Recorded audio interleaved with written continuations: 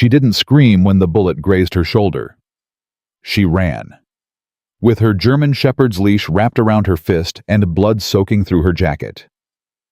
Former Navy SEAL Clara Hayes sprinted into the darkness of a forest she didn't know.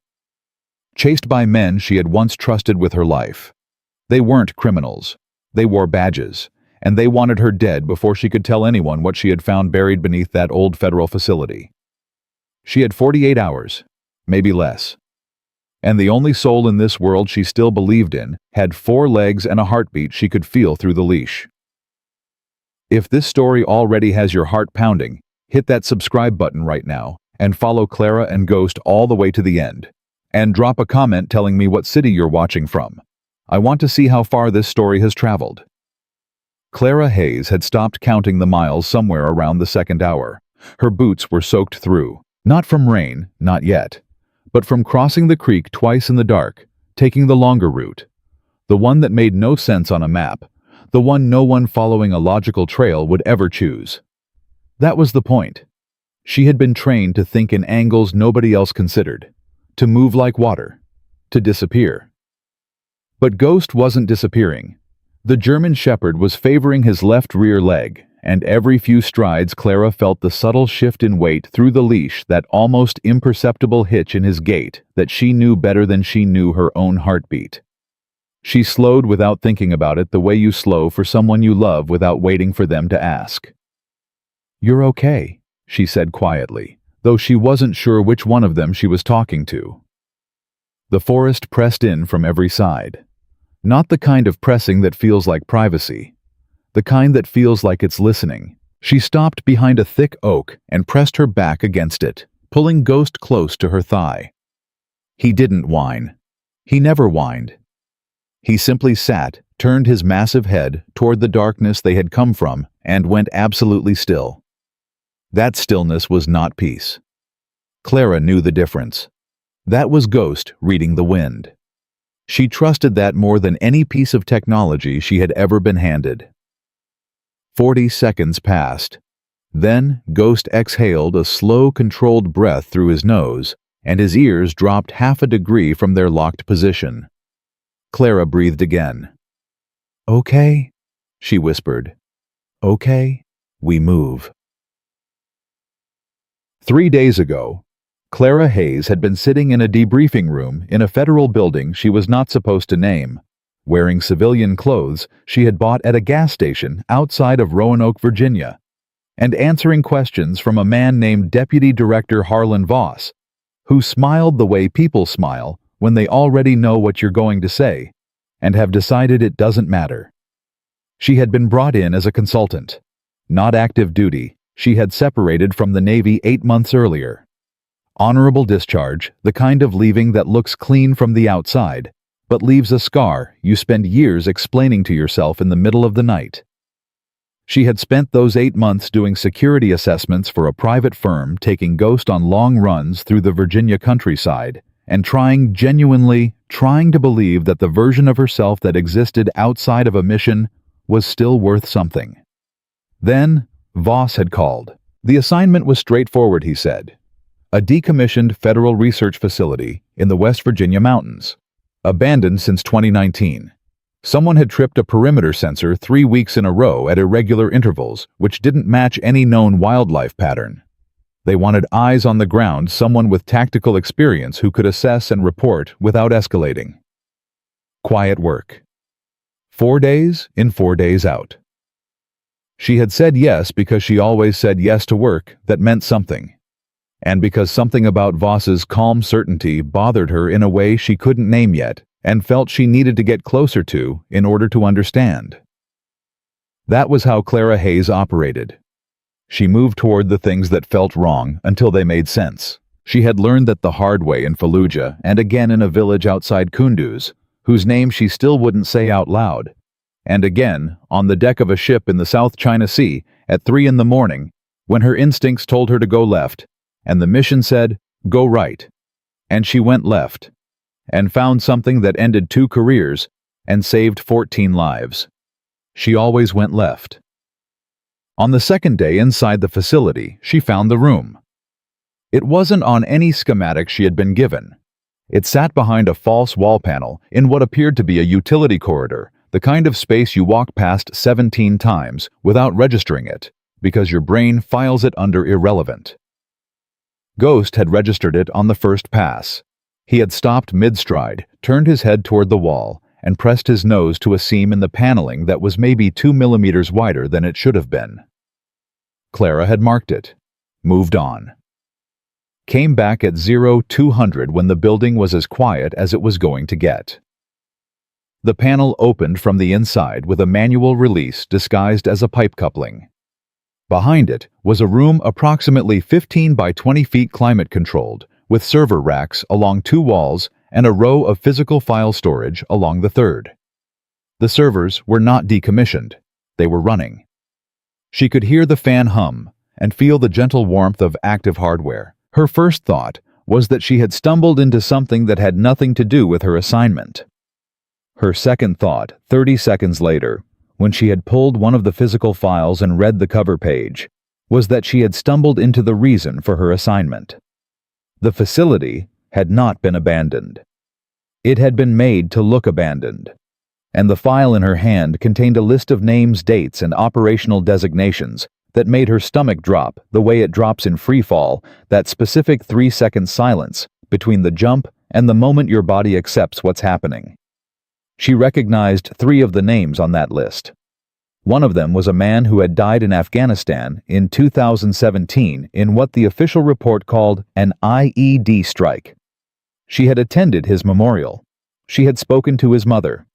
According to the file in her hand, he had not died in Afghanistan. According to the file in her hand, he had been actively employed by a domestic intelligence program for 18 months after his official death date under a cover identity running operations on American soil, against American citizens. Clara Hayes stood in that room for exactly 4 minutes, which was 3 minutes and 50 seconds longer than she should have stayed.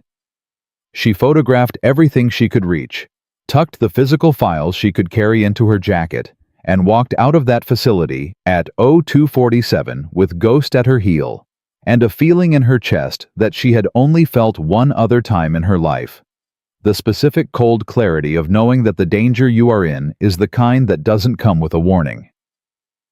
She was in her vehicle and 40 minutes down the mountain road when her phone lit up. It was a text from a number she didn't recognize. "Leave the files, drive straight to Dulles. We can talk about what you saw and work something out. This is the only time this offer gets made." She stared at it for a long moment.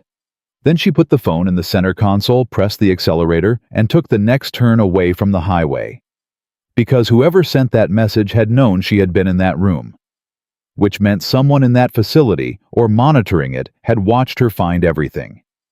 And the word "work something out" from a number she didn't recognize at 3 in the morning was not an offer. It was the moment before the door closes. That was 71 hours ago. She had ditched the vehicle within the first 2 hours, traded it for a pickup at a roadside lot, outside a town too small for cameras, using cash she kept in a flat pack beneath the driver's seat, for reasons exactly like this. She had driven northwest for 6 hours, then abandoned the pickup at a trailhead, and gone on foot into the national forest because the forest didn't have license plate readers, didn't have facial recognition cameras at intersections, didn't have anything except trees and elevation and weather moving in from the west. The weather was moving in faster than she had expected.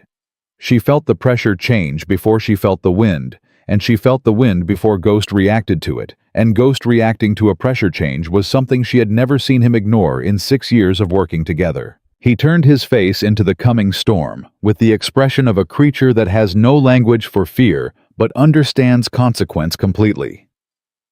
"I know," she said. "We keep moving." The rain came without ceremony. Not the kind that builds that gives you time to find cover. The kind that arrives fully formed sheeting and cold.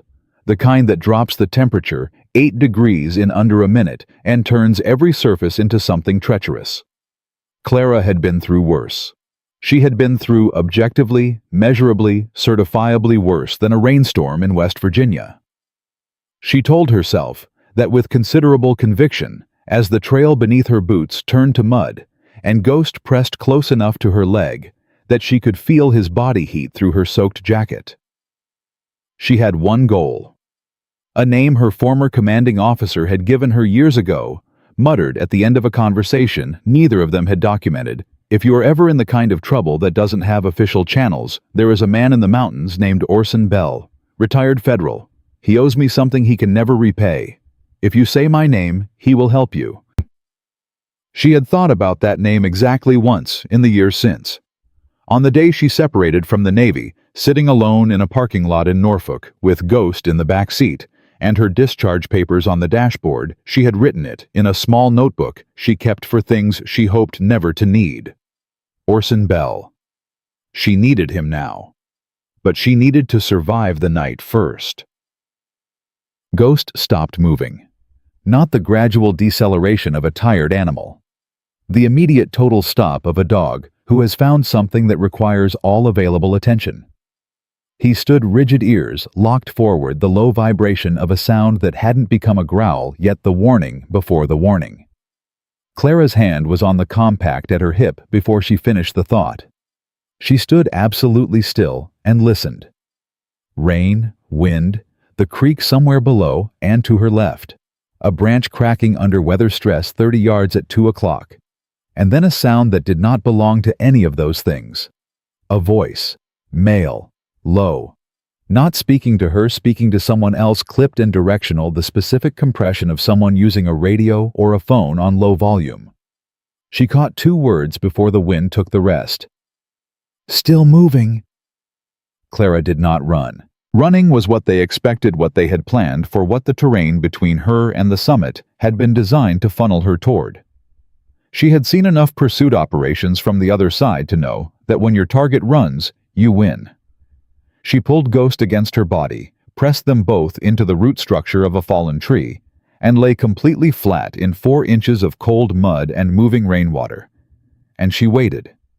The footsteps came closer. Ghost's breathing slowed to almost nothing. Clara had never trained him to do that.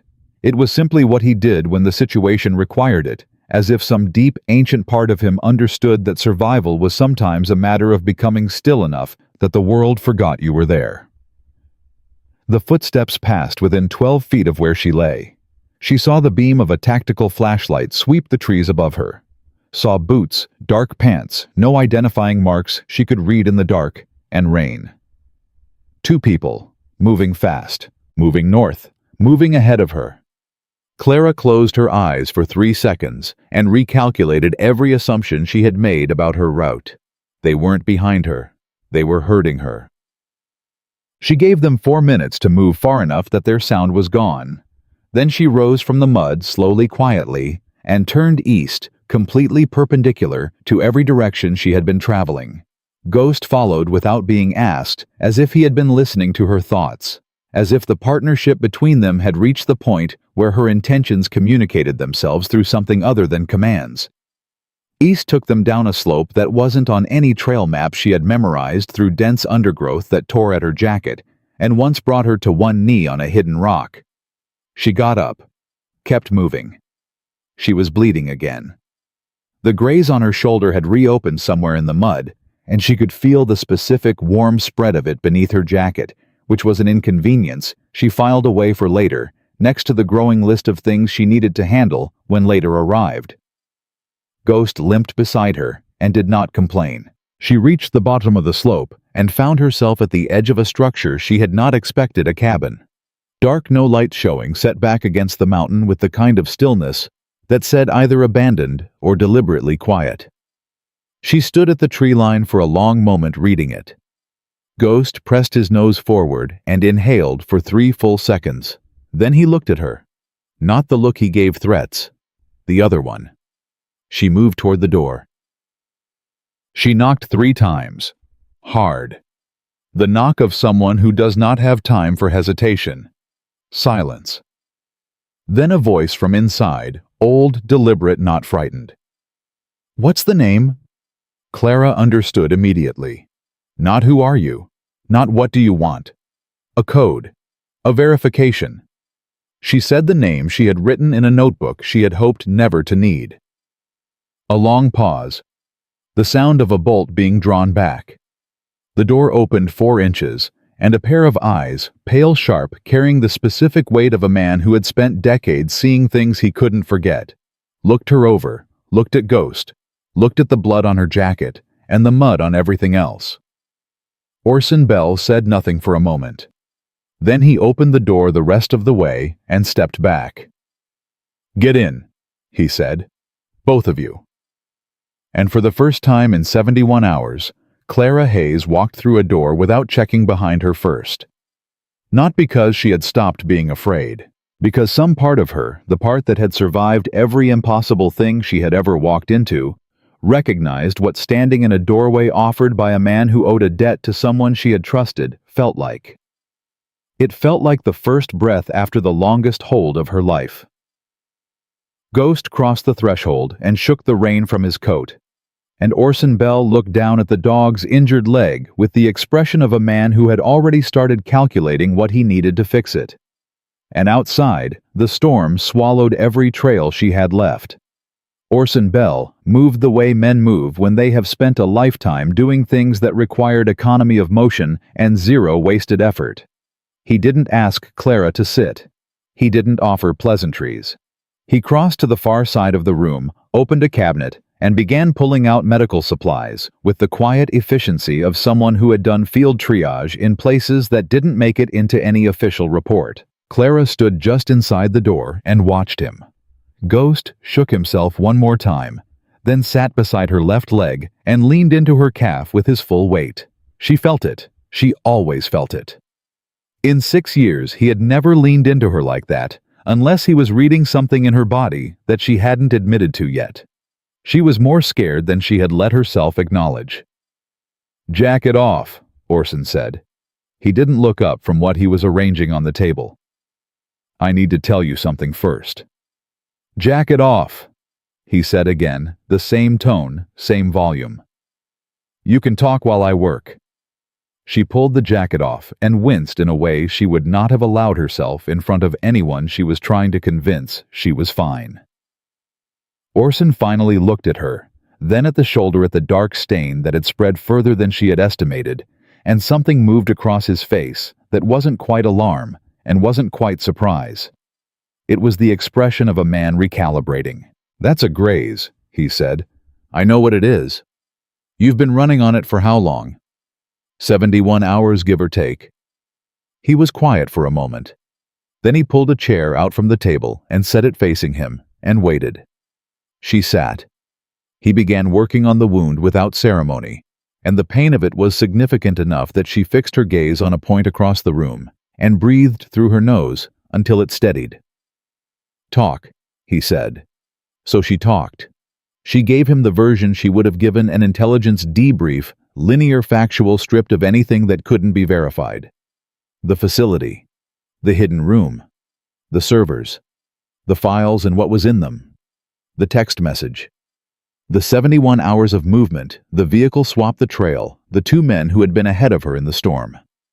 Orson listened without interrupting. He cleaned the wound, closed it with steri strips rather than sutures, which told her he had made a judgment about her mobility requirements that she appreciated, and covered it with a pressure dressing while she talked. When she finished, he was quiet for long enough that she wondered if he had heard her. Then he said, "The name on that file, the operator, the one who was supposed to be dead." "Marcus Drell," Clara said. Orson's hands stopped moving. It was perhaps 2 seconds, maybe less. Then he resumed pressing the edge of the dressing flat, smoothing it with his thumb. But those 2 seconds were there, and Clara had been trained to notice exactly that kind of pause, the involuntary hesitation of a man whose body has responded to a name before his training could stop it. "You know that name," she said. It was not a question. "I know a lot of names." "Orson." He straightened up and looked at her directly for the first time since she had come through the door. His eyes were the color of creek water in winter, pale and clear and carrying something moving underneath the surface. "Marcus Drell has been dead for 7 years," he said. He has been officially dead for 7 years, Clara said. That's different. Another silence. Orson walked to the window, not to look out of it, she understood, but to put physical space between himself and what she had just said, and what it meant for everything he thought he knew. How many files did you get out? He asked. 14, plus everything I photographed. Where are they now? Clara reached into the inside pocket of her jacket, the one she had kept dry by some combination of positioning and stubbornness, and produced a flat, waterproof case the size of a paperback novel. She set it on the table between them. Orson looked at it but did not touch it. You understand what you're holding, he said. I understand exactly what I'm holding. And the people coming for you. You think they're federal? I think some of them are federal, and some of them are something that wears federal credentials, the way a mask wears a face, she said. I think the distinction has stopped mattering for operational purposes. Orson turned from the window and looked at Ghost, who had moved from Clara's side to the center of the room and was sitting with his injured leg extended, watching the old man with the patient evaluating attention of an animal who had decided not to decide yet. How bad is his leg? Orson asked. He's been compensating for about 6 hours. Soft tissue, I think. Nothing structural, or he would have shown me sooner. I have anti-inflammatories, veterinary grade. He's taken them before. Orson crossed to the cabinet again, and Clara watched Ghost track the old man's movement with his eyes, and she watched the precise moment when Ghost's posture shifted, when the vigilance dialed down from assessment to something that for a dog passed as a kind of provisional trust. Ghost was not easy with strangers. He never had been. The fact that he had just reclassified Orson Bell from unknown to acceptable in under 10 minutes told Clara something about the old man that his words hadn't conveyed yet. You said my CO's name at the door, she said. How long have you known him? Long enough that I knew when he sent someone to my door, they would be worth the risk of opening it. Orson measured something into a small dish and set it beside a bowl of water on the floor near Ghost. Ghost looked at it, looked at Clara. She gave him the hand signal. He ate. He told me you owed him something you could never repay, Clara said. He told you right. I'm not going to ask what it was. Good, Orson said, because I wasn't going to tell you. For the first time in 71 hours, something that was almost a smile moved through Clara's face. It didn't last. It wasn't supposed to. They were hurting me, she said. 2 men ahead of me on the trail pushing me south. I went east instead. They'll adjust, Orson said. He sat down across from her, and the weight of him settling into that chair carried the specific gravity of a man who has sat down to have a conversation he would have preferred to avoid.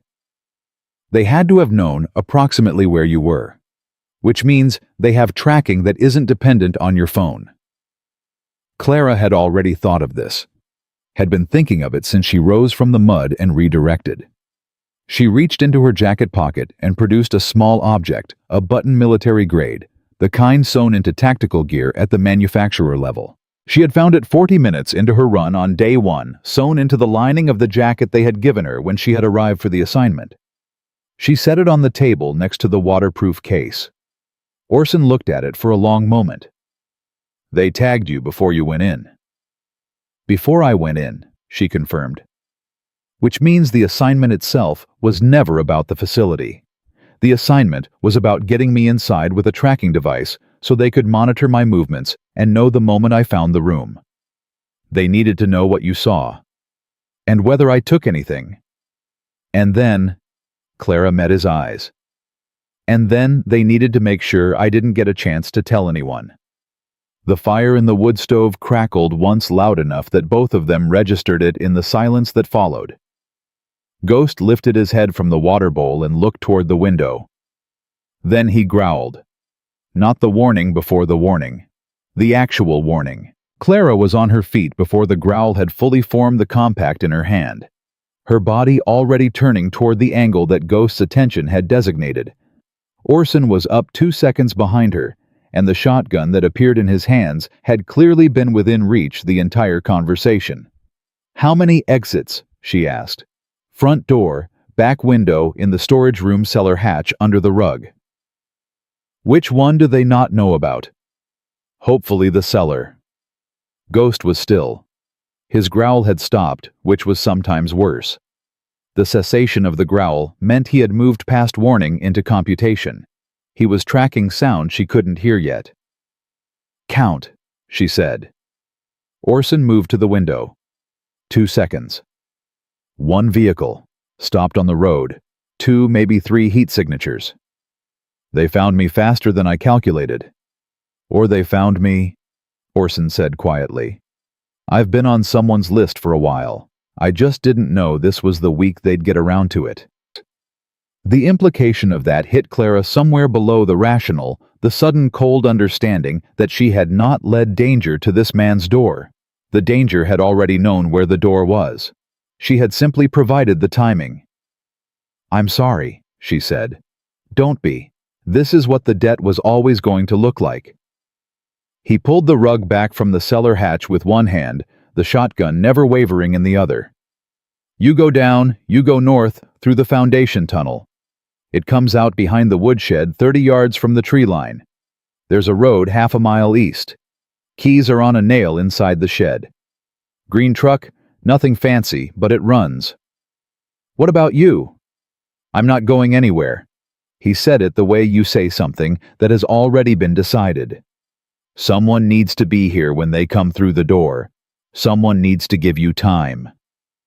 "Orson, I'm not leaving you here to—" "Clara." His voice was not loud. It didn't need to be. "I am 73 years old. I have been waiting for a conversation that mattered this much for longer than you have been alive. You have 14 files and a memory, and a dog who isn't going to quit on you. Go." Outside, a car door opened and closed. Ghost moved to the cellar hatch without being asked and looked back at her over his shoulder with an expression that on a human face would have been called urgency. Clara picked up the waterproof case. She looked at Orson Bell, at the lines in his face, at the pale, steady eyes, at the way he was standing, the way men stand when they have already made their peace with what comes next. "The name Marcus Drell," she said. "You do know him." Orson chambered around. "I trained him." The words landed like a stone dropped in still water, the ripple of them expanding outward into every assumption she had built in the last 71 hours. The man running the operation she had uncovered. The man who was supposed to be dead. Orson Bell had trained him, which meant Orson Bell knew what that operation was, which meant the debt he owed her commanding officer was not separate from any of this. It was the center of it. "We will talk about that," she said, "when I come back." "Go," he said. "Both of you." She went down into the dark. Ghost a step ahead of her, and above her she heard Orson Bell's boots cross the floor toward the front of the cabin with the unhurried, deliberate tread of a man walking toward something on his own terms. She pulled the hatch closed over her head. The tunnel was narrow and smelled of earth and old wood, and she moved through it on instinct and muscle memory and the sound of Ghost's breathing ahead of her. And she did not let herself think about what was happening above her until she couldn't hear it anymore. She came out behind the woodshed into the cold and the storm. Found the nail. Found the keys. Got Ghost into the truck. Started the engine and pulled out with no headlights for the first half mile until the road curved enough that the light wouldn't reach back to the cabin. Then she turned them on. And she drove east. With 14 files, a healing dog, and the name Marcus Drell burning in her chest like something that had been set on fire and was not going to stop until she let it become what it was trying to become. The truth. The green truck had a cracked dashboard, a heater that worked on only one setting, and a radio that pulled in exactly one station playing country music from 1987. Clara left the radio on. Not for comfort. For noise that wasn't her own thoughts. Ghost was in the passenger seat with his injured leg extended, his head resting on the door panel, his eyes tracking the tree line, The way he tracked everything with the total unhurried attention of an animal that understood that observation was not passive. It was preparation. Clara drove with both hands on the wheel, and Orson Bell's last words sitting in her chest like a splinter she couldn't reach. I trained him. Marcus Drell, the man who was supposed to have died in Afghanistan. The man whose name was on 14 files she was currently transporting in a waterproof case wedged under the passenger seat. Orson had trained him, which meant Orson had known at some level what Marcus Drell was capable of, what he had been shaped into, and the debt Orson owed her commanding officer, a debt serious enough that he had opened his door to a bleeding woman and a limping dog at midnight in a storm, without asking a single question first. That debt had something to do with Marcus Drell. She was certain of it the way she was certain of things she couldn't yet prove. The same certainty she'd had standing in that hidden room with the file in her hands before her brain had caught up with what her body already knew. She needed to reach her commanding officer, not by phone, not by anything that moved through a network that could be monitored. She needed to find a way to put the files in front of someone who could act on them, and she needed to do it before whoever had been parked outside Orson's cabin finished whatever they had gone there to do and picked up her trail again. She had maybe a 4-hour window, probably less. The road east brought her out of the mountains just before 5 in the morning, the dark starting to thin at the edges in a way that was not yet dawn, but was the beginning of dawn's intention. She pulled into a truck stop outside a town called Mineral Gap, Virginia, and sat in the parking lot for 3 minutes watching. Ghost sat up when she cut the engine. He pressed his nose to the window glass and scanned the lot with systematic precision sector by sector, the same way she had taught him. Then he looked at her and his ears settled. His version of all clear. She went inside. The truck stop had a payphone on the back wall near the restrooms, which in the current decade was something you found in roughly the same frequency as honest politicians. She had been counting on rural Virginia to still have one, because rural Virginia was the kind of place that kept things until they stopped working, rather than replacing them with something newer. She had been right. She made the call from memory. A number she had never written down had been given verbally and committed immediately to the part of her brain reserved for things she might one day need in the dark. It rang 4 times. Then a voice she recognized, roughened by age, and something else, surprise, or alarm, or both. "Yeah. It's Hayes," she said. "I'm on a landline. Don't say my name again after this." A pause. She could hear him breathing, hear the specific quality of the silence as he processed the fact of her call, the fact of the landline, the hour. "Understood. Where are you?" "Mobile. I found the room, Colonel. I found everything." Another pause longer. "How bad?" "Worse than bad has a word for," she said. "I have 14 physical files and full photographic documentation. I have names, dates, operational designations. I have proof of domestic operations running under federal cover for at least 6 years after official termination." She paused. "I have a name you're going to recognize." "Tell me." "Marcus Drell." The silence on the other end of that line was the longest she had heard from a man she knew to be incapable of being rendered speechless. It lasted 4 seconds. She counted. "Clara." His voice had changed. The professional compression was gone. What was under it was something she had never heard from him before, and the fact of it scared her more than the 2 men in the storm, more than the tracking device in her jacket, more than 71 hours of running. It sounded like grief. "You didn't know he was alive," she said. "I was told he was dead," he said. "I was at the briefing. I saw the report." "Someone lied to you." "Someone lied to a lot of people." She heard him exhale slow, and controlled the breath of a man pulling himself back from the edge of something. "Orson. Did you reach Orson?" "I did. He sheltered me and Ghost. He sent us out through the cellar when they showed up at his door." She stopped. Let the weight of that land. "He told me he trained Drell." "He did." "Colonel, how much do you know?" "Not enough. Not nearly enough. That's been the problem for 3 years. His voice steadied into something harder. "Listen to me carefully. You cannot bring those files to any federal facility.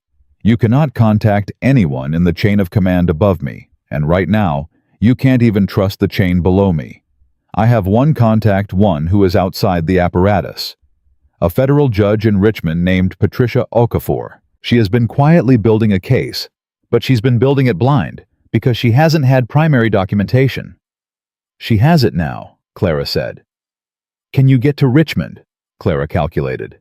Distance, time, the state of Ghost's leg, the fuel in the truck, the probability that green trucks registered to retired federal officers in West Virginia had already been flagged. 4 hours, maybe less. I'll reach her in the next 30 minutes. She'll be expecting you. Go to the courthouse through the parking structure on the east side. There's a door marked maintenance on level 2. Knock 4 times. He paused. And Clara, Drell is not operating alone. The man running the operational side, the man who gave him a second life and a new identity, we never had a name. The files. Is there a name? She thought about the file she had read most carefully. The organizational chart on page 7 of the third document. The one with the designations running in a hierarchy she had memorized in the 4 minutes she stood in that room. At the top of the chart above Drell's designation, above every name she had recognized, there had been a single identifier. Not a name, an operational title. They call him the architect, she said. The files don't have his real name, but they have enough to find it. A sound on the other end. Not quite a breath, not quite a word. The sound of a man who has been looking for something for 3 years, arriving at the moment when the looking is almost over. Get to Richmond, he said. And Hayes. A pause. Be careful who you trust between here and there. The people Drell works with, they are not amateurs. They will know you've made contact. This call was under 2 minutes, she said. Landline cash transaction for the use. I know, but they have reach you haven't seen yet. He hesitated. The 2 men at Orson's. Did you see their faces? No. If you see a man tall gray at the temples, scar along the left jawline, you do not negotiate.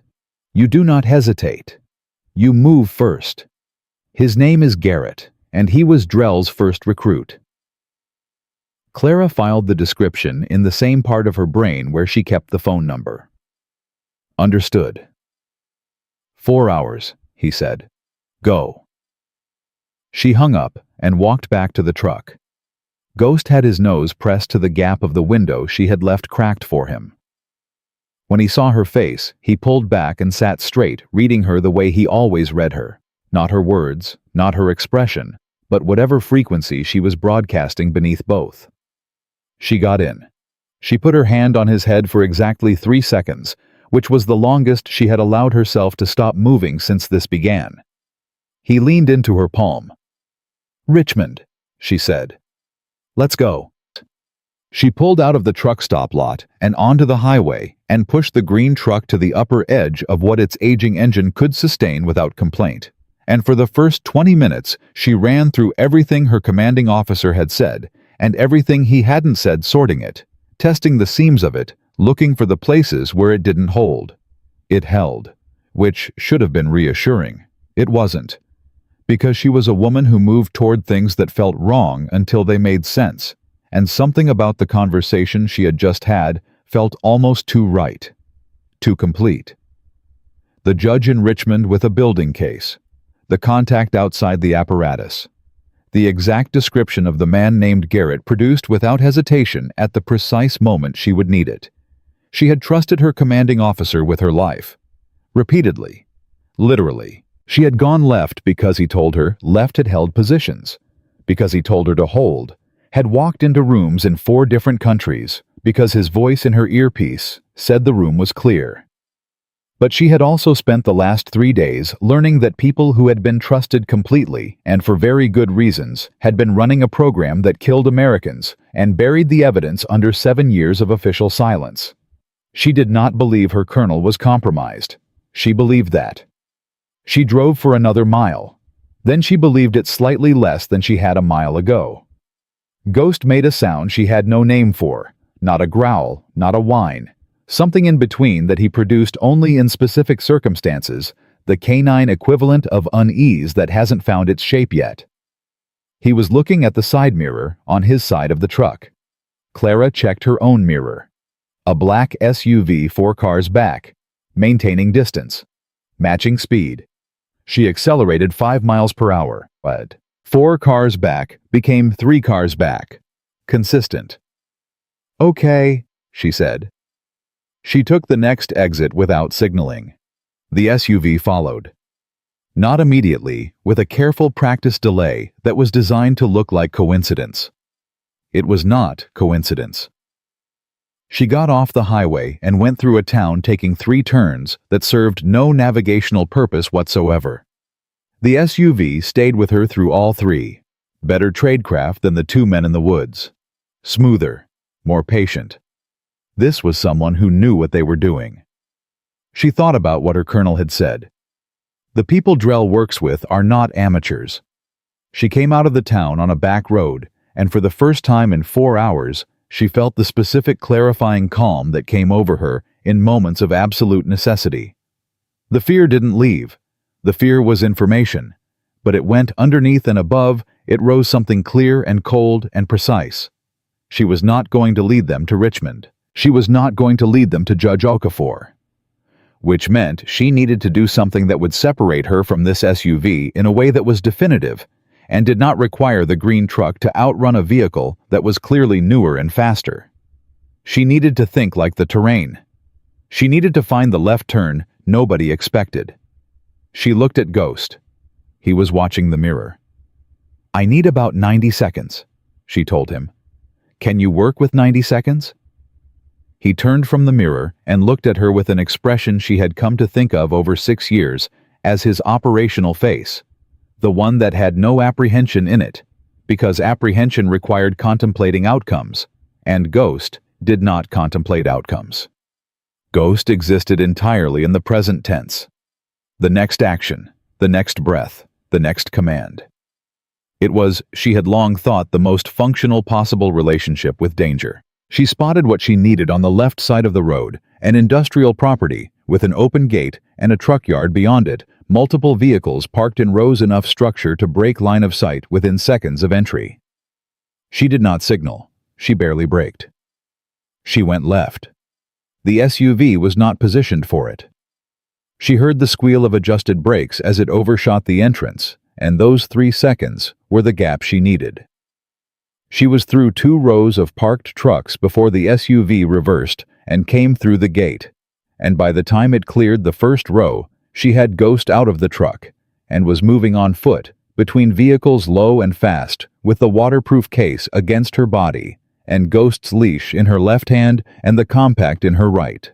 She went right when the SUV turned left. She went through a gap in the perimeter fence that Ghost found before she did, because he always found what she needed before she knew she needed it. They came out on a road behind the property, and she walked fast, not running, because running attracts attention, and she was now in a zone where attention was a liability she could not afford.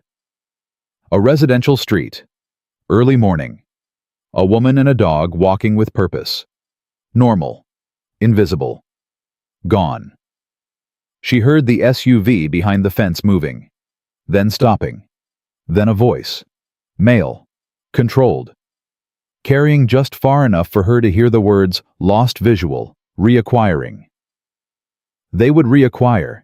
She had no illusion about that, but she had bought herself something. She pulled out the only item she had taken from Orson's cabin, beyond what she already had: a small notepad she had found in the green truck's glove box and a pen. She wrote 3 words, tore the page out, folded it, and tucked it into her jacket. 3 words that if she didn't make it to Richmond, someone needed to find eventually. 3 words that connected the architect to a name, because she had seen something in those files that she had not told her colonel about, something she had been turning over since the truck stop. Something that had been making the conversation feel too complete and too convenient and too perfectly structured. The architect's operational title appeared in 14 files, but his initials appeared in exactly 1. In the margin of a requisition document written in handwriting, she recognized, because she had seen it on briefing papers and mission summaries, and the personal note he had written her on the day she separated from the Navy. 2 letters. H. V. Harlan Voss. The deputy director who had smiled the way people smile when they already know what you're going to say. The man who had sent her into that facility in the first place.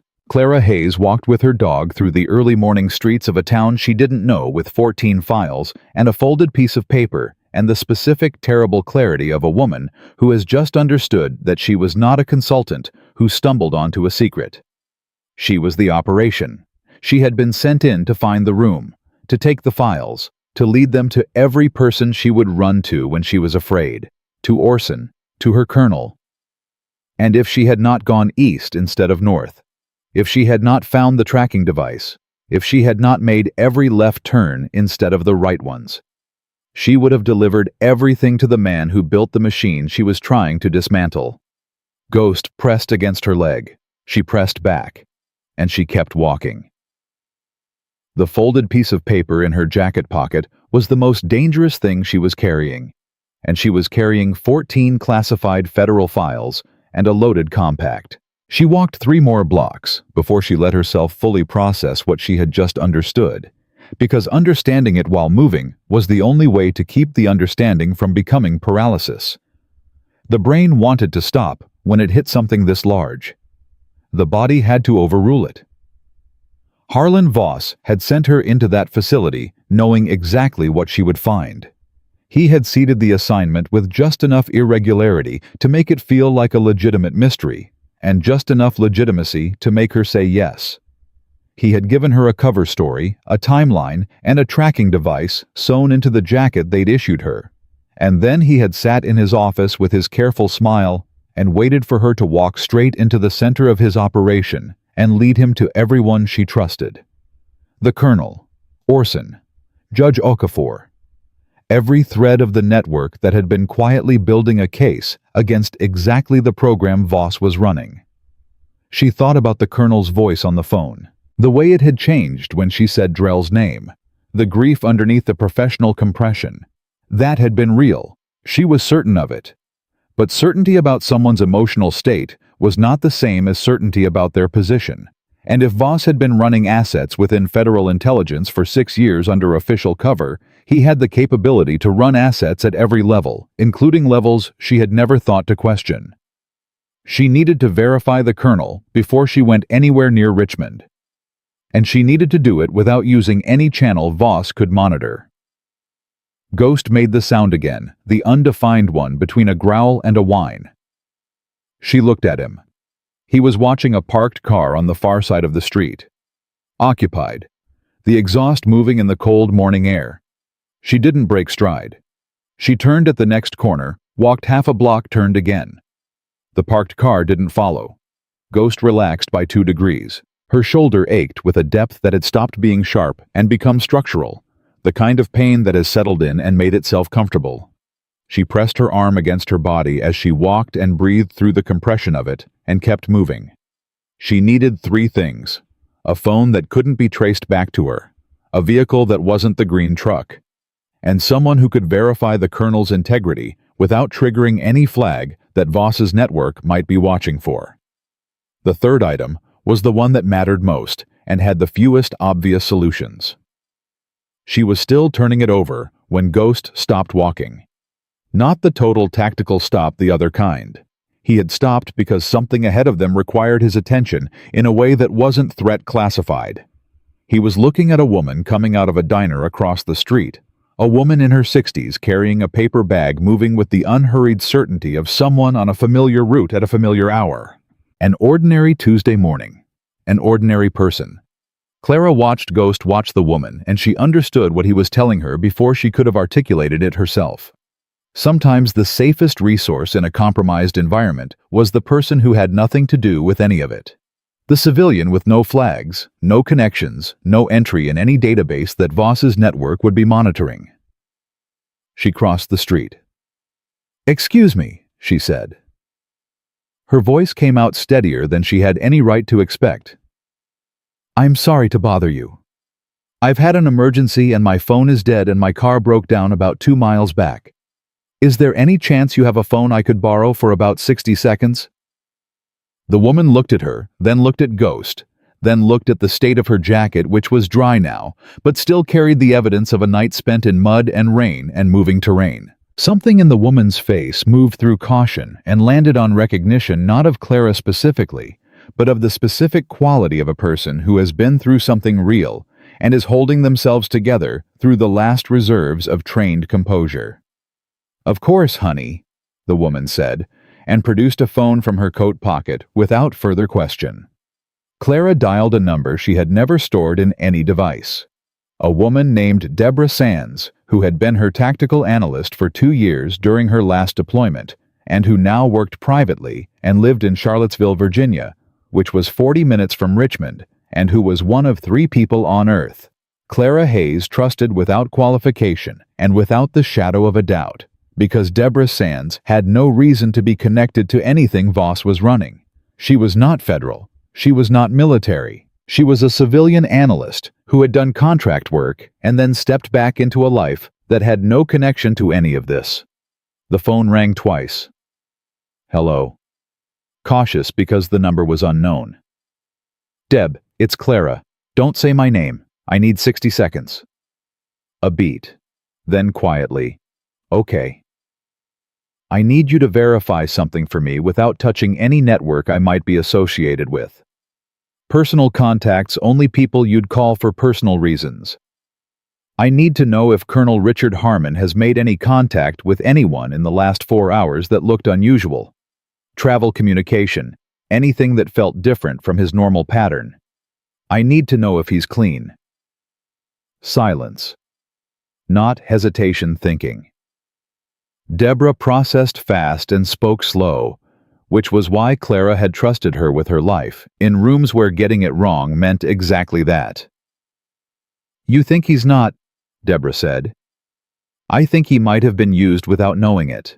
I need to know if there's been contact from above him that could have compromised his position in the last 24 hours. How long do I have? I need the answer in 2 hours. I'll find a way to reach you." "Okay." A pause. "Clara, are you hurt?" "Functioning," Clara said.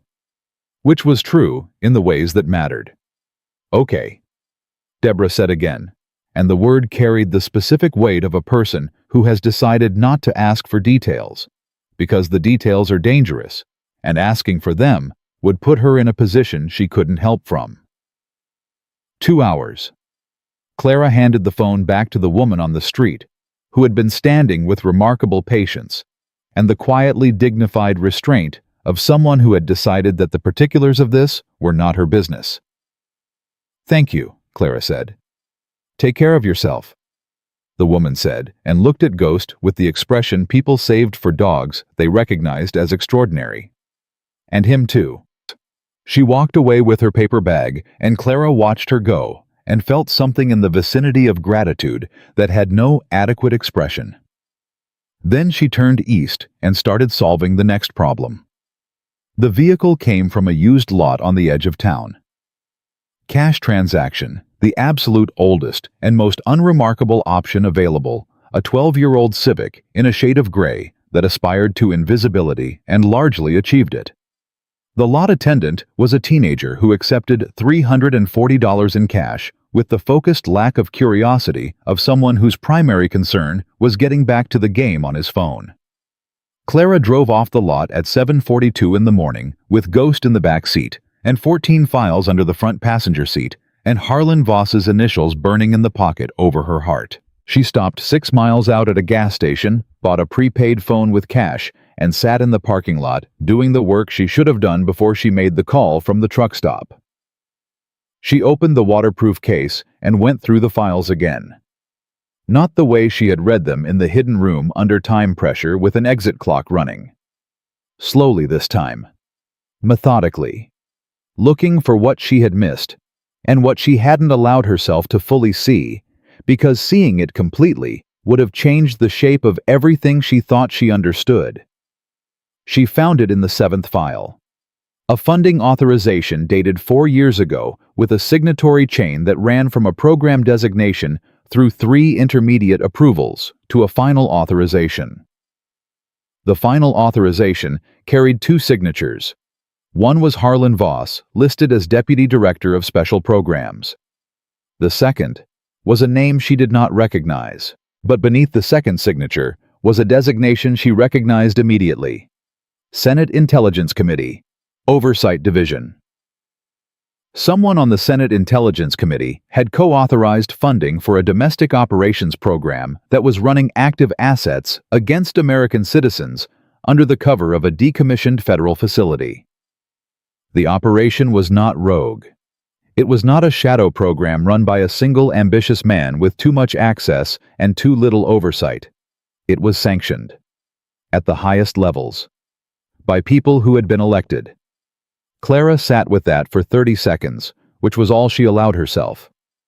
Ghost put his head over the seat and rested his chin on her shoulder. The weight of it was warm and solid and completely present, and she put her hand up and pressed it against the side of his face and held it there while she restructured every plan she had made in the last 4 hours around this new and significantly worse understanding of what she was carrying. Going to Richmond was no longer enough. Judge Okafor could receive the files, could build a case. But a federal judge operated within a system, and if the system had been penetrated at the legislative level, if the oversight mechanism itself was compromised, then the case would hit a wall at the exact moment it needed to break through one. She needed a second channel, parallel to the judge, something that operated outside the legal system's internal structure in a way that couldn't be blocked from within. She needed the files to become public before anyone could seal them. The word public landed with the specific weight of something irreversible, because once the files were public, Voss couldn't contain them. The senator, whoever it was, couldn't contain them. Marcus Drell could surface or not surface, and it wouldn't matter, because the documentation would already exist in the world in a form that couldn't be recalled. But public also meant uncontrolled. It meant the narrative would be written by whoever picked it up first and ran with it fastest, which might or might not be someone interested in accuracy over impact. She sat with the conflict of it for exactly as long as she could afford to sit with it, which was not long. Then she thought about Deborah Sands. Charlottesville, 40 minutes from Richmond. A woman who had spent 2 years as her tactical analyst and who Clara had watched on 3 separate occasions demonstrate a quality she had described at the time as the ability to see the whole board without losing track of any single piece. She called her back on the prepaid. "Deb." "I made 2 calls," Deborah said immediately. "Richard Harmon left his home at 6:15 this morning. His neighbor saw him loading bags into his car. He doesn't have travel scheduled. I checked with his wife's sister, who I have a reason to call that doesn't look strange. He's moving, and not toward his office." Clara processed that. The colonel was running, which meant he had received something after her call that told him his position was exposed, which meant either he had done something that flagged him or someone had done it for him, or, and this was the version she had been afraid of, the call from the truck stop payphone had been enough for Voss to triangulate the contact. "Is he running because he's guilty or because he's scared?" she said more to herself than to Deborah. "I can't tell you that," Deborah said.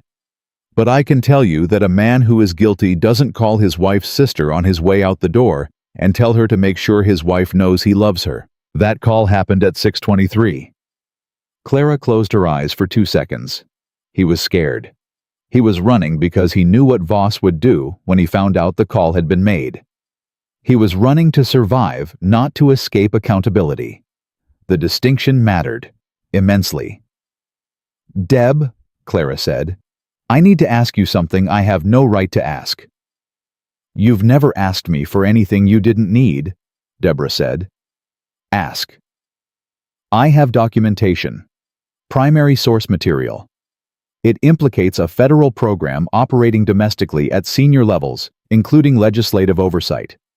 I need it to reach a federal judge in Richmond, and I need a parallel channel that makes the information public in a controlled way simultaneously.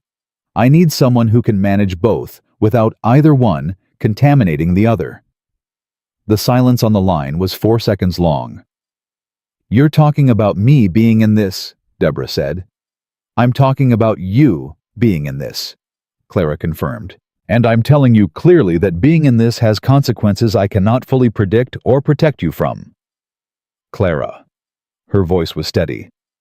"You were in a firefight in Helmand Province, and you carried Marcus Webb 400 meters on a blown knee to get him to the extraction point.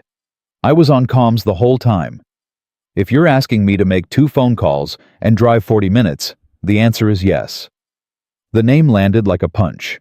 Marcus Webb, not Marcus Drell. Marcus Webb was the name on the memorial, the name her commanding officer had used at the service, the name on the headstone, and Marcus Webb was the name on the cover page of the 3rd file. Not as a pseudonym, as a birth name. The name Marcus Drell had been born with before the program gave him a new one.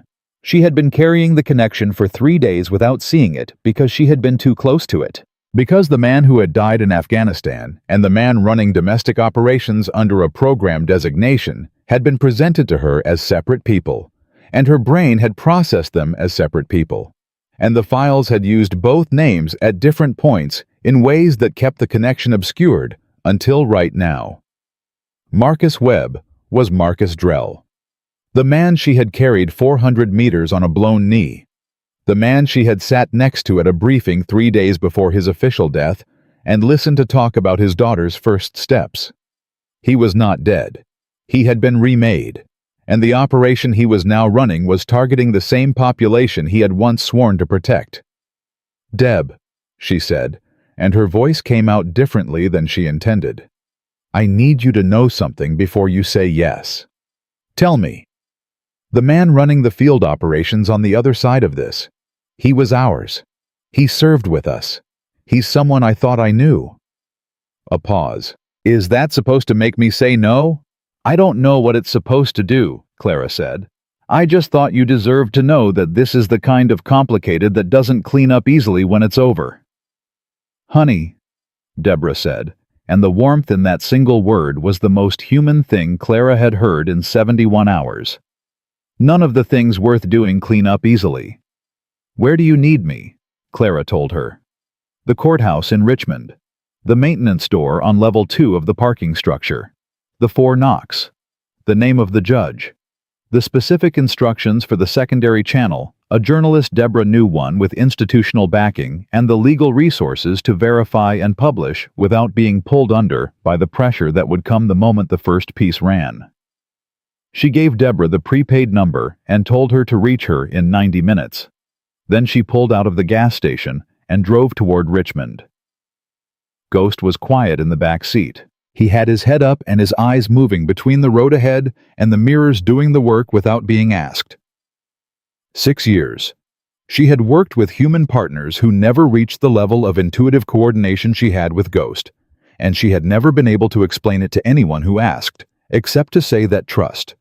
Real trust, the kind that doesn't require negotiation or maintenance or communication, because it simply exists as a fact of 2 beings who have been through enough together, produces a kind of efficiency that has no substitute.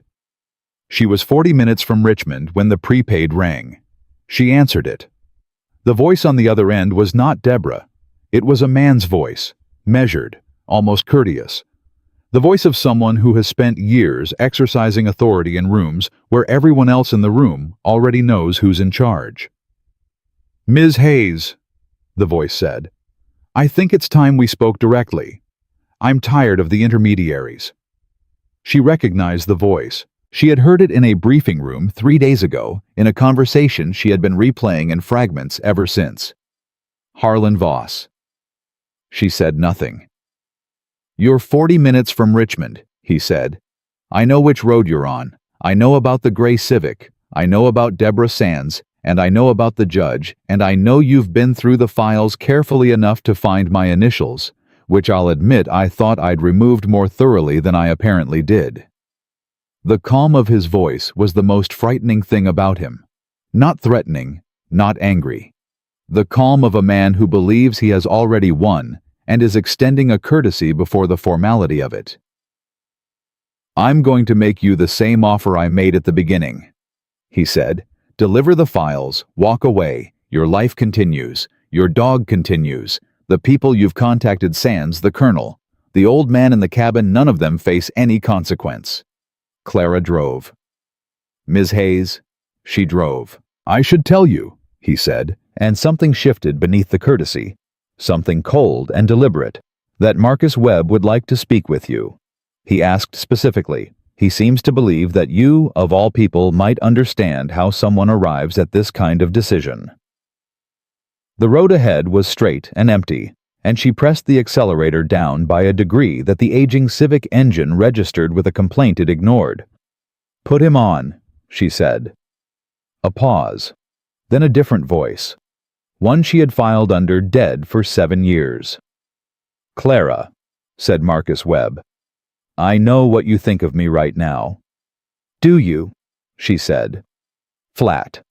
Not a question. I need you to hear something before you do whatever you're planning to do.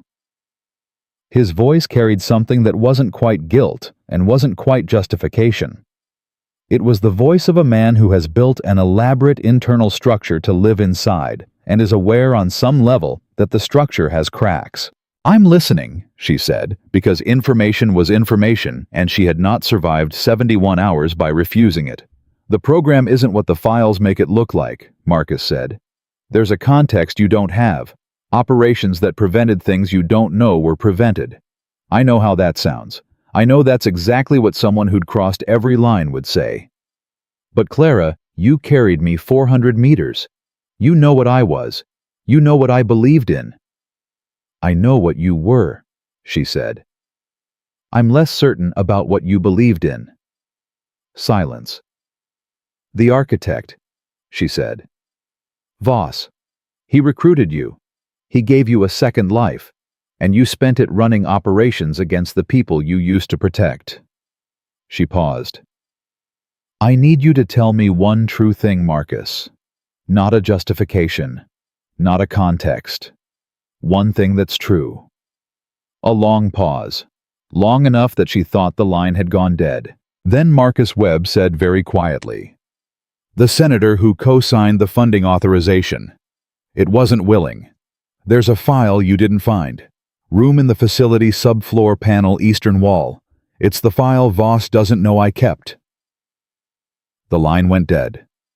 Clara drove. 40 minutes to Richmond. 14 files under the seat. A name burning in her pocket. A man she had carried out of a firefight who had just handed her the one piece she was missing for reasons she didn't fully understand yet, in a move that would either save everything or destroy it, depending on what was in that room she could no longer reach. She called Deborah on the prepaid. Change of plan, she said when Deborah answered. I need you to listen very carefully, and I need you to not ask me anything until I'm finished. Go, Deborah said, and Clara told her everything. Deborah listened without interrupting for 4 minutes and 12 seconds, which Clara knew because she was watching the call timer and using it to pace herself, stripping every detail down to its operational core, leaving out nothing that mattered, and including nothing that didn't. When she finished, Deborah was quiet for exactly 3 seconds. The subfloor file, she said. You can't go back for it. I can't go back for it, Clara confirmed. But Marcus knows it's there. And Marcus just told me about it on a call that Voss was monitoring. Another beat of silence. Then Deborah said, he wanted Voss to hear it. That's what I think. Which means Marcus Webb just handed his own operation to you and did it in a way that gave Voss no time to get there first without showing his hand completely. Which means Marcus Webb, Clara said carefully, may have been waiting for someone to give him a reason to do that. She heard Deborah exhale on the other end of the line, the specific exhale of a person recalibrating a moral structure they had built over the previous hour. He's not who you thought he was 3 days ago, Deborah said. But he's not who you thought he was 5 minutes ago either. No, Clara said. He's not. She drove. The gray Civic pushed through morning traffic with the anonymous persistence of a vehicle that nobody looked at twice, which was exactly what she needed it to be. Ghost had moved from the back seat to the front at some point without her registering the transition, and he was sitting upright with his healed leg folded under him, and his injured one extended, watching the road ahead with the focused composure of a dog who had decided that whatever came next was going to require his full attention. She was 30 minutes from Richmond when Deborah called back on the prepaid. "I reached Patricia Okafor," Deborah said. "Not through the courthouse, personal cell. She's been trying to reach your colonel for the last hour and he's not answering." "He's running," Clara said. "He's scared, but he's clean. We need to find him." "I know where he is," Deborah said, and the certainty in her voice carried the specific quality of someone who has done something resourceful in a short window and is allowing themselves exactly 1 second of satisfaction about it before moving on. "His wife's sister lives in Fredericksburg. I called her back, told her I needed to reach him for a family matter. He's there. He arrived 20 minutes ago." "Can you get Okafor on a call with him directly, a line that doesn't route through anything federal?" "Already working on it. I need 8 minutes." "You have 6, Clara said. "Voss knows I'm 40 minutes out. He's going to move before I reach the courthouse." "Then I need 5, Deborah said, and hung up. Clara pressed harder on the accelerator and let the Civic complain about it. The thing she had not said to Deborah, the thing she had been carrying since Marcus's voice went dead on the line, was the part she did not know how to put into operational language because it was not operational. It was personal in the way that the things you carry from combat are personal, not clean, not categorized, not filed under a heading that makes them manageable. Marcus Webb had been her teammate. He had been someone she would have died for and had come close enough that the distinction was largely academic. And somewhere between the IED that killed him officially and the program that rebuilt him into something else, a decision had been made not just by Voss, not just by whoever on the Senate Intelligence Committee had co-signed that funding authorization, but by Marcus himself. A decision to become a thing that could operate in the dark against the people he had served alongside. She did not know yet what she was going to do with that, whether it went in the column of betrayal or the column of something more complicated that didn't have a column yet. What she knew was that in the last minute of a monitored phone call with everything at stake and nothing left to protect, he had chosen her over Voss. That meant something. She didn't know what yet, but it meant something. Ghost put his nose on her arm. She glanced at him. He was watching her face instead of the road, which he only did when she was broadcasting something he had decided required acknowledgement. "I know," she said. He went back to watching the road. 20 minutes out, Deborah called again. "Okafor and the colonel are on a call. She has enough from him to issue an emergency judicial order for a federal evidence hold. That freezes any attempt to reclassify or seal the files through internal channels the moment you hand them over. But Clara, she needs them in her hands. Physical custody. The order doesn't fully activate on photographic documentation alone." 20 minutes, Clara said. "There's something else." Deborah's voice shifted in a way Clara had learned to read as the precursor to information that was going to require immediate adjustment. "I reached my journalist contact. She started pulling financial records the moment I gave her the program designation from the files you described. She found a secondary LLC registered in Delaware that traces back through 3 layers of corporate structure to a named individual." A pause. "The senator who co-signed the funding authorization. His name is David Marin. He sits on the Senate Intelligence Committee, and he chairs the subcommittee on domestic security operations. Senator David Marin." Clara filed the name with the same cold precision she used for everything that arrived during an operation. Emotion later. Utility now. "Is she ready to run it?" Clara asked. "The moment I tell her the files are in judicial custody, she publishes. Not before we agreed on that. The evidence has to be protected legally before it's exposed publicly, or Marin's people can challenge the chain of custody and potentially suppress everything." "Understood." Clara checked her mirrors. Clean. "Deb, if this goes wrong between now and the courthouse—" "It won't," Deborah said with a certainty that was not naivety. It was the certainty of someone who has decided that it won't go wrong, Because she is going to do every single thing in her power to prevent it, and she is not the kind of person who fails at things she has decided are necessary. Clara felt something that was not quite warmth and not quite relief, but lived in the same neighborhood as both. "4 knocks," she said. "4 knocks," Deborah confirmed. "She'll be there." The call ended. 18 minutes. She was 14 minutes out when the black SUV appeared in her mirror. Not the same one from before, different plates, different model, same deliberate maintenance of following distance that she recognized immediately. She breathed through it, checked her options, kept her speed exactly at the limit, which was a more useful form of invisibility than speed in a vehicle that couldn't outrun a pursuit anyway. She was not going to run from it this time. Running would delay her, and delay was what they needed. Every minute she wasn't inside that parking structure was a minute the judicial order wasn't activated, and the files weren't protected, and Voss could still contain this. She thought about what her SEAL instructor had told her in the first week of training in the context of a different kind of operation, but with an application she had been using ever since the adversary expects you to avoid contact. Contact on your terms at a time and location of your choosing is not a disadvantage. It is the initiative. She looked at Ghost. "We're not running," she told him. He shifted his weight forward. "When I stop, you stay in the vehicle until I open your door. Then you stay with me." His ears moved forward. Ready. She pulled off the main road 2 blocks from the courthouse into a surface lot with a clear line of sight in multiple directions and enough open space that nothing could approach without being visible.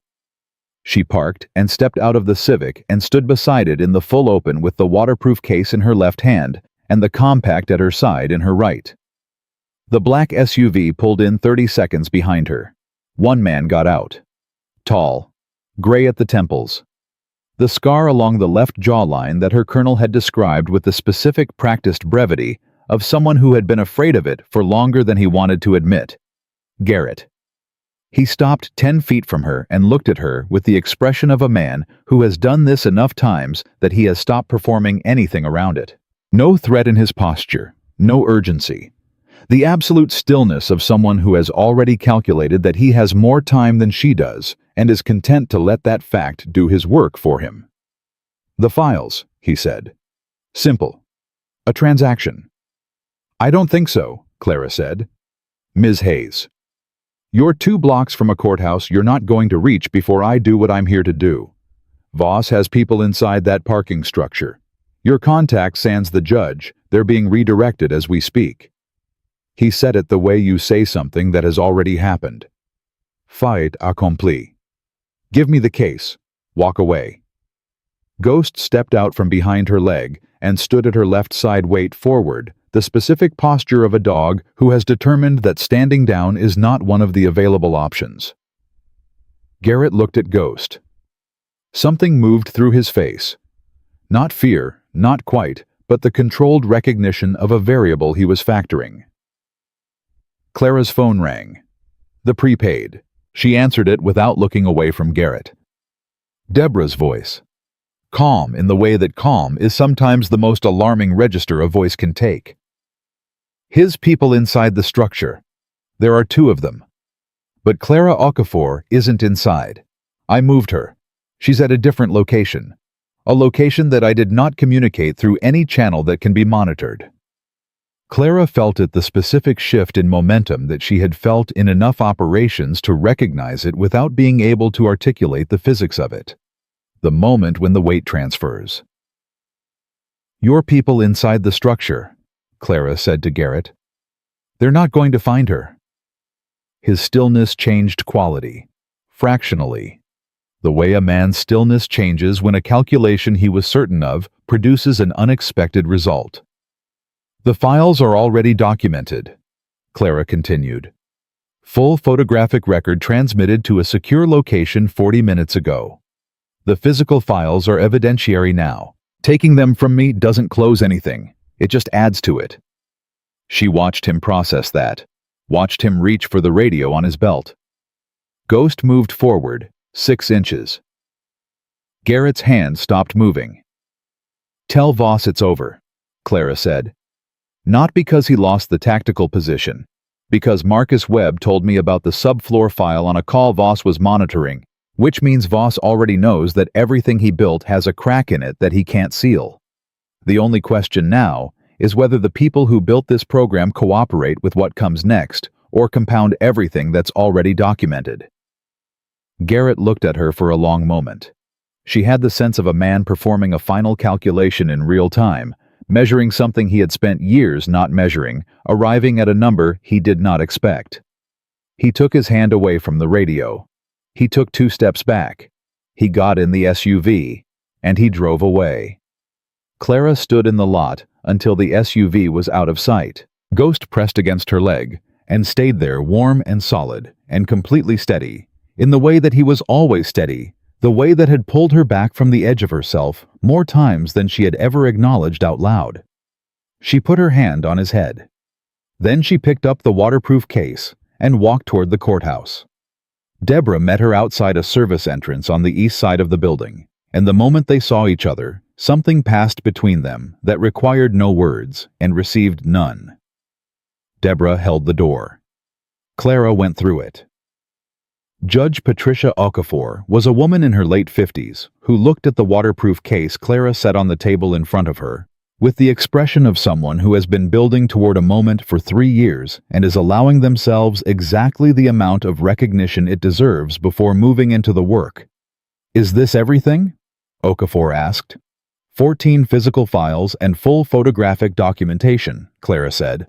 "There is also a secondary file at the original facility location that my source indicated would corroborate evidence of non-consensual legislative co-authorization.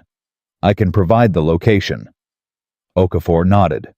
She picked up her own phone and made a call Clara was not privy to, and within the 40 seconds of that call, the judicial evidence hold was activated. Clara sat down in a chair against the wall. Ghost put his head in her lap. She put both hands on his face and looked at him, and he looked back at her with the complete and total attention that he had been giving her for 6 years. The attention that did not waver, did not calculate, did not need anything from her except what she was. Present. Alive. Still here. Her phone buzzed. A text from a number she didn't recognize. She opened it. 3 words. It was enough. The number was one she had never seen before. But the syntax of the message, the economy of it, the specific weight of 3 words, chosen by someone who knew that 3 was exactly the right number, told her what she needed to know. Marcus Webb had gotten out. She didn't know where, didn't know what came next for him, what the law would determine, what the truth of his years inside the program would ultimately be called. Those were questions for a process she had just set in motion and no longer controlled. 3 hours later, the first story ran. 6 hours after that, Harlan Voss was taken into federal custody at Dulles Airport, with a bag packed for a flight that was not going to board. Senator David Marin released a statement through his office that his attorneys advised him not to release, which told the world everything it needed to know about why he had released it. Orson Bell called Clara from a number she recognized, which meant he was alive and had a phone and was somewhere with cell service, and the call lasted 45 seconds and contained no unnecessary words, which was the most Orson Bell way that a call could possibly go. Colonel Richard Harmon gave his first recorded statement to Judge Okafor's office at 9 o'clock that evening from a house in Fredericksburg, his voice steady in the way that voices go steady when a person has been carrying something in secret for too long and has finally been given permission to set it down. Clara sat in the waiting room of a 24-hour veterinary clinic outside Richmond, while Ghost's leg was properly assessed and treated by a doctor who told her it was a grade 2 strain that would heal completely with rest and anti-inflammatories, and who did not ask why a woman with a fresh pressure dressing on her shoulder and 3 days of rough living on her face was sitting alone at 11 o'clock at night, waiting for news on her dog. When they brought Ghost back out to her, he walked into the waiting room and found her immediately, and he stood in front of her and looked at her face with that complete, unhurried attention, and she put her arms around his neck and pressed her face into his fur and stayed there for a long moment breathing. Not running, not calculating, not moving toward the next thing, just breathing. Clara Hayes had gone into that forest running from people who wanted to bury what she had found. She had come out the other side carrying it into the light with a limping dog and 14 files and the name of a man who had been dead for 7 years and had chosen in the last possible moment to remember who he was before they made him into something else. She had gone left every time the path said right, and every left turn in the end had led her exactly here, to the truth, to the light, to the one living thing in this world that had never once looked at her and seen anything other than exactly who she was. Some battles end with victory, and some end with survival, and the very best ones, the ones that cost the most and mean the most, end with both at the same time. This one did.